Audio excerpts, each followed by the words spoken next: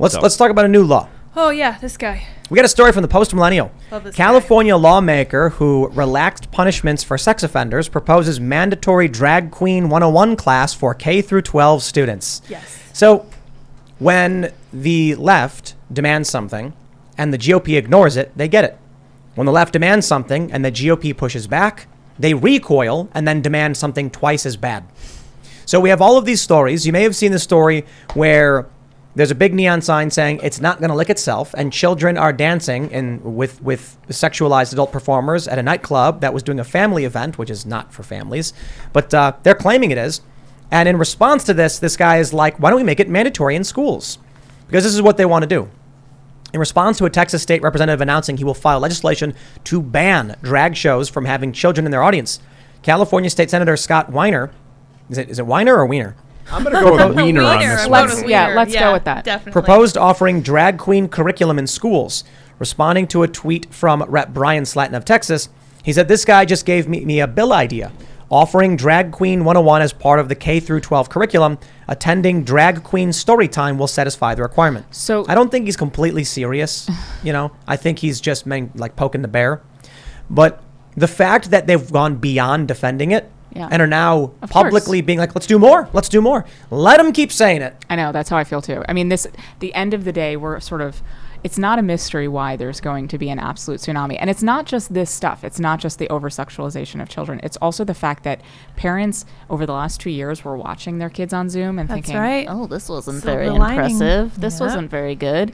And I now know, I mean, if you look at the test scores out of where I live, Montgomery County, Maryland, used to be like 65 to 75% of kids were sort of adequately prepared to do algebra in middle school. The latest testing is 15%. And so parents aren't just seeing this, but they're seeing this instead of math. You got to make it fun, man. We need to monetize gamify algebra for kids where they get tokens math and stuff. is racist. They do that in homeschooling. I mean, this is the beauty of, opening the market. Like There's a viral video going around where someone said that he went into this event and there was a little boy, and then someone, like the bartender, asked him if he was gay, and he said no, and his mom went, yes, he is gay. He says, no, I'm not, and he got really angry. Munchausen. It's Munchausen. Yep. Or I don't know if that's Munchausen. That's like a mother who's like, I'm a special mom. I have a special, and she wants to fit in. Yes. She wants to be a part of whatever this is. I don't know how many of these parents there actually exist. I mean, I would like to know if this guy actually has children, because at the end of the day, so Heroes of Liberty, the books that I do, we were just reviewed by Current Affairs, and the reviewer had no children. He's like the socialist with cats, and he has no children. And he's like, this is what parents should be teaching their children. This is what they should not be. But none of them actually have kids. None of them have any skin in the game. They do. They have your kids. Right. Yeah. I mean, that's the thing. They want to capture our kids. In K through 12 kids. So again, in Montgomery County where I live, there was just sort of an announcement put out on like the mommy listservs that normally at our local zoned elementary school, they've hit 100 kids by now in kindergarten enrollment. At this point, they had 100 kids. Right now, they have 55 kids signed up for kindergarten. And they're starting to panic because by June 30th, they're going to start having to fire kindergarten teachers because they're not going to have enough kids registered, and they keep on passing the buck. They got federal money over COVID to sort of inflate their budget because people were pulling their kids out, but that federal money is now gone, and they're screwed. I want to pull up this tweet from Libs of TikTok, who writes, the mayor of Apex, North Carolina, announced that the drag queen part of the Pride event has been canceled after feedback received from citizens. But it's more interesting than that. The letter from the mayor says, it continues to be my goal to ensure that all voices in our community are represented. I have received a variety of feedback regarding the Drag Queen Story Hour at the upcoming Apex Pride Festival. Given that this part of the event was not originally presented when the event was proposed, I met with representatives from the organization hosting the event, the Apex Festival Commission, and presented the feedback I've received from citizens. Today, I was notified that the Apex Festival Commission has taken the feedback into careful consideration and has decided to remove the Drag Queen Story Hour from the event. Good. They tried sneaking it in. Mm-hmm. They didn't announce it. They get their access and permitting, whatever they need, and then they add child sexual grooming. They don't even have to sneak it in. This is something that they love doing. So I'm kind of surprised that this was the response, because this is their entire raison d'etre, is like, sexualizing children. So I don't know why they had to sneak it in when it's like normally just, part of Pride Week now. I think they know that if the average parent sees this, there's going to be a major backlash. I mean, but this is not at a school, right? Like, this is just a public event that people can attend. Well, so here's an interesting moral question. There's a Mott and Bailey kind of thing going on, where in the Bailey you have them outright just sexualizing kids. It's not going to lick itself, and then when you call it out, they retreat and say it's just a costume party. That's all it is, a pageant show. And it's like, dude, they're sticking dollar bills in thongs. Yeah. There's photos. There's Queen Lactatia, a 9-year-old boy, touching a nude adult man in a photo shoot. Yep. These are grooming kids sexually. That is overt abuse. Yeah. Yeah, no, I don't get it. Yeah, and of course they were also talking about drug abuse, and there's different layers of this. I think there's all kind of coincides with a larger depopulation agenda if we go down the rabbit hole. But to me, there's a lot of different aspects of this that really do need to be understood here. And parents being responsible for their children is one of them. I feel like a lot of them feel that they could just give a screen, give a computer, put them on Netflix, and their child is going to be okay. And they're not. Yeah. You need to be a part of your child's life. And you used to be able to outsource. You used to be able to put your kids in front of Disney and bring them to the school library. Now, I mean, especially in the month of June, if you go to your local library and you look at the children's section, it is wall to wall. May I just say that I am absolutely in love with the fact that they are turning parents into a voting bloc. Mm-hmm. I wish them the best with this because this transcends everything. This transcends class, race. Yep. It transcends whether you're gay or straight. If you have kids and you care about your kids, you're going to push back on this so hard. Yep. You're going to flip their boat. It's going to be great. Well, we saw it with Glenn Youngkin, and they. Yeah. I mean, it was funny. I met this mom at a dance. My kid does a dance class in very blue Maryland, and she walked up to me and she sort of gave me a little bit of her backstory, and we were texting later to get our kids together, and I was like, oh, you're one of those red-pilled moms for Glenn Youngkin, and she's like, you bet I am, because I saw what they were doing to my kids on Zoom, and they did not care. I mean, it's not just that they didn't do it well, it's that they just did not care. And so what really frustrated me about this call for everyone to enroll their kindergartner in school, or the kindergartners teachers will lose their jobs. When did the kindergarten teachers express any concern over children over the last years? I know that the unions were sort of the larger villains, but I didn't see that many teachers coming out and saying we need to be in person and I need to teach reading without masks on myself for the children. We did not see that in mass. Yeah, and the psychological negative impacts of the mask wearing, of specifically the distance learning, is going to have long-term consequences 100%. for children that are not going to be able to be socially, We're available going to for turn people. an entire generation into, and I don't say this in a bad way, into autistic. Yeah. They are not going to be able to form these social bonds. My kid does occupational therapy, and most of the occupational therapist patients are on the autism spectrum, and they've told us this is bad. Yeah, or have good human interactions with the fellow children and fellow friends. And another aspect of this to really kind of ascertain is that they're not going to be able to have healthy relationships, whether with friends or with partners or with lovers. And then you add the aspect of pornography and how readily available it is, and how it literally rewires children's brains. Yep. And then you teach people not to have, you're essentially leading people down a pathway where they're going to be alone and miserable for the rest of their life. And I think this is all done on purpose, because then you have the perfect consumer. When you could control someone, you could enslave someone when they're an individual, but when they're a family, when they're a group, or when they're a unit, it's harder to control and subjugate a population. If you want to explain to people who don't understand the damage masks do, it's actually quite simple. Set the volume on a TV just low enough to where it's kind of hard to hear, and then have something play on the TV, and then ask this person what they said, and they'll tell you. Then block their view of the person's mouth and play it again, and they'll say, I couldn't hear it. Yeah, but why? absolutely. The volume's the exact same. And then learn how to read that way. Yep. I mean, what one of the most underreported sort of stories of all the school stuff is the violence in schools. And people are like, well, we wouldn't see this coming. When you dehumanize children put them in literal glass boxes, don't let them go near anyone, and tell them that they are vectors of disease for 2 years, there's going to be some anger. And then over-sexualize them and confuse them and with put all them these in front other of things. a screen where they have ready access to the pornography. Exactly. And I was it Michael Malice who said that schools are maybe the one place where children experience violence or something like that? Yeah. What did he say? On par with prisons, I think is what he said. Yep. Yeah. Yeah. The same people who build the prisons build the schools. Yeah. So what do you expect? Yeah. I mean, especially when you look at the larger, people call it an education system. It's again an institution that indoctrinates children for the political benefit of the people controlling that institution. And this is why David Rockefeller was instrumental in creating the modern day education system, trying to create factory workers that were going to be good workers for him and no one else. You treat everyone exactly the same, and everyone sort of goes through the machine. Are you familiar with John Taylor Gatto? Yes. Yeah. He does incredible work, and if you don't know who that is, you should definitely look at John Taylor Gatto. So he was a teacher, actually. He won Teacher of the Year in New York City, and during his speech, he sort of stood up and said, this entire machine is broken. We treat children as cogs in a machine, and it's unnatural to teach anything when you tell them, okay, read this poem, and then a bell dings, and then they have to move on.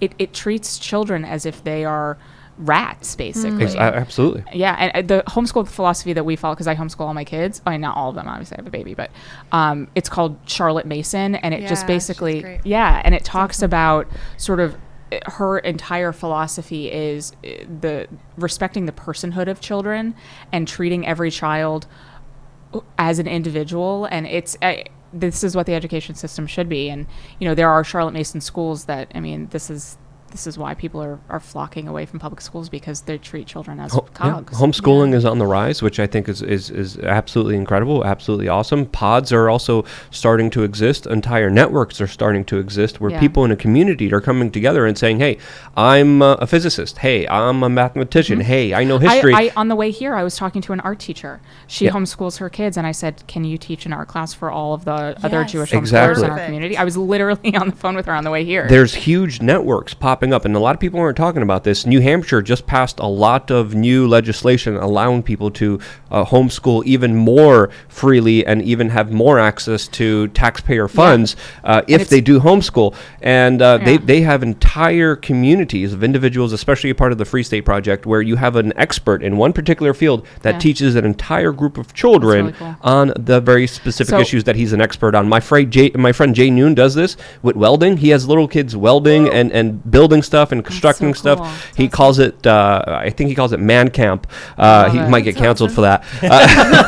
But Jay Noon does great work, and he literally teaches young women, young boys how to build stuff out of their hands, and it's incredible stuff what they're able to do when they're taken out of this confined space where they're told just to regurgitate something, and they're told, hey, you have free reign to create something, and the things they come up with is absolutely incredible. The kids have so much potential, they have so much creative energy, they have so much incredibleness within them, and the school system, the indoctrination system, intentionally suppresses that to make them good slaves. People think when you say indoctrination system that it's, you're sort of feeding all of this drag queen stuff, which obviously is happening, but I think that the larger point of indoctrination isn't, and the damage isn't that messaging, the progressive messaging, which I obviously think is really damaging.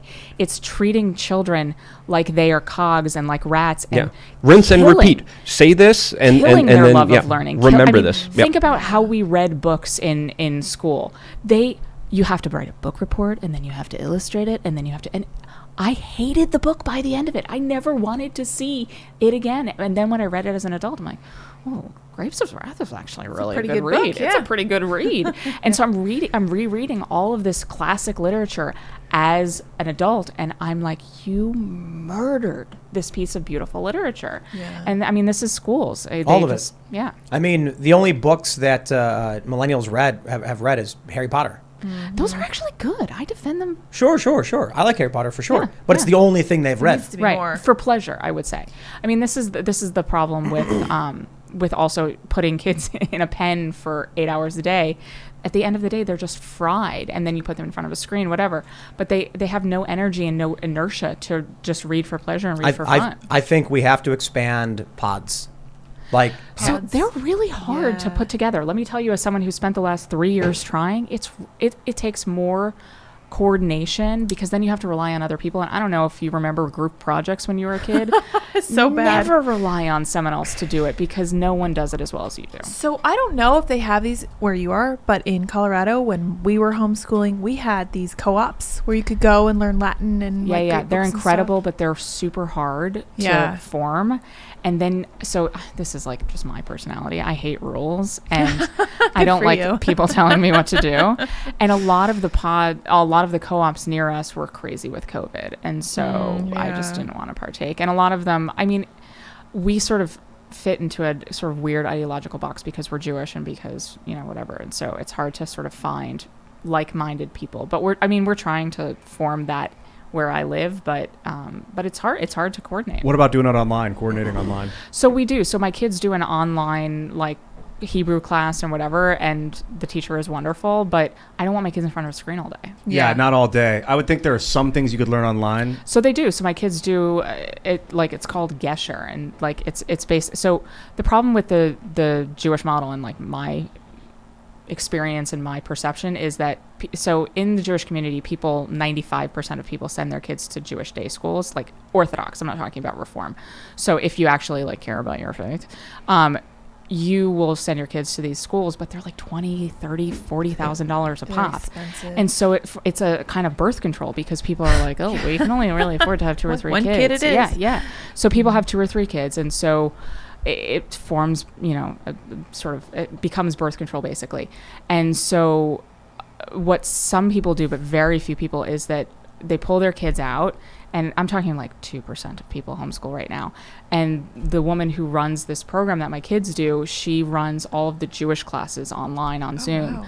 Wow. But it's hard. I mean, it's hard for her. I mean, the Jewish community does not homeschool en masse, and I do not understand it. It makes no sense, because we have the financial constraints of not just the tuition, but also you have to live within walking distance of your synagogue. Right, yeah. And so there's a Jew tax on your house, because It's gonna be expensive. It's the home value, and it's also the property taxes, and so it's really expensive to be Jewish. Which is like, there's a reason why there's all the stereotypes about us being cheap, because we're really tight. Things are expensive. Yeah. Kosher food is also super expensive, and so I don't get why there's not more Jewish homeschoolers, but. I think I can easily attribute much of my success to the fact that I was homeschooled before kindergarten. So, when I was growing up, when I'm a little kid, my mom's homeschooling me from our earliest memories until we even started kindergarten. And then I learned later on, none of my friends had any schooling, that they were, 3 and 4 years old, doing very little, if anything. Getting a little bit of instruction from their parents, but mostly nothing. I was actually, every day, we'd have grammar books, we'd have math books and vocabulary and all that stuff. And so I started researching schools, because I despised them completely. I did K through 8th grade, and then I did a couple months of high school, and then just stopped completely with all school. Yeah, so you're therefore an idiot. Was that? You're therefore an idiot, because you stopped. Of course, absolutely. And shame you didn't turn into anything. Yeah. So right. so the issue is, I remember when the conversation around college was happening, and people were surprised to learn you don't need a high school diploma to go to college. But all of my friends were convinced they had to have one, and I was like, once you turn 18, you can just go to community college, get an associate's, and then transfer. You don't even have to turn 18. I have a friend, when she realized this, she was completely sold on homeschooling. Her I think sophomore age in high school, he's already going to community college. By the time he graduates high school at 18, he'll have an associate's. Yeah. Exactly. Great and so programs. it's a complete waste of time. Yeah. Well, I remember when I was told, don't worry, high school is going to be different, and then what was it? Identical in every way. And Even I was worse, like, honestly. right. I was like, how many times are we going to learn the exact same things over? You're teaching us nothing. Mm-hmm. So I was like, I'm out. I'm done. Yeah, I went to New York City public school. That was where'd you extremely go? Brooklyn. Oh. I don't want to kind of release the name of Yeah, it. yeah. I went to two high schools, and when you're there, you have teachers that are absolutely horrible, that absolutely ruin learning, ruin literature, I think that's ruin your anywhere. ability to even have the basic functions. And there's also teachers that do care. That I had teachers going up.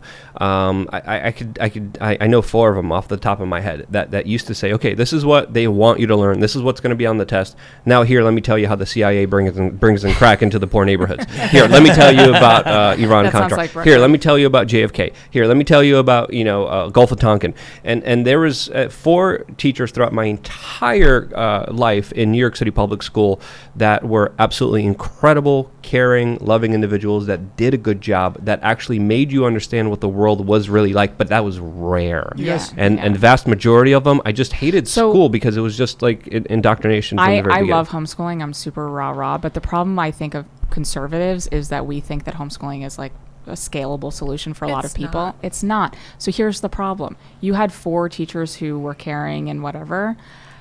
When you get into the parenting world and you realize how few parents care about their own children, Right. that I think is one of the most earth-shattering. I've been saying this, and people didn't like it. And I said, you've got how many parents that would prefer to have a job knowing it meant their children are being groomed than to risk their comfort and their access to Not just their resources? comfort. I'm just going to be really mean for a second. It's not just their comfort. It's they just don't want to spend time with their own children. Right. And this is something that I truly do not understand as a parent because, and Jordan Peterson talks about this, who your children are basically under the age of 10 a reflection on you. So if your child is a real, then that means that you're not a great person either. Yep. And I always say to my daughter, because we have like social issues. If the parent is liberal, they sometimes don't want their child playing with my child. And this has been a reoccurring issue in our family, unfortunately. And my daughter was really disappointed first. I'm just gonna be honest with you, honey. That person is a jerk. And their child, therefore, is not someone you're going to want to play with socially because Plus, why would apple you doesn't want? fall far. Why would you want your kids hanging out with them? I mean, that's exactly it. The child is a jerk, and this is, people keep on talking about sort of your child's socialization, whatever, with homeschooling. And I'm like, it's a feature, not a bug, because I don't have to have my children play with any of those jerks' kids. I know who they're playing with. It's not about a jerk necessarily, but it's also about social contagions. Yes, 100%. I was the bad kid in my class all growing up. I was the one that told all my friends about sex and drugs because I did not grow up in a great house. Oh, no, I did not grow up in a great house. And I was the one that told all my friends about, do you know what sex is? Do you want to talk about like You what were that that actually... person. Oh, I was Oh awful. my gosh. I'm protecting my children from myself at 7. That's great. Yeah. Thanks for checking out this segment from the Timcast IRL podcast. But if you want to check out the full show live, tune in Monday through Friday at 8 p.m. And if you want more special access content, head over to timcast.com and become a member.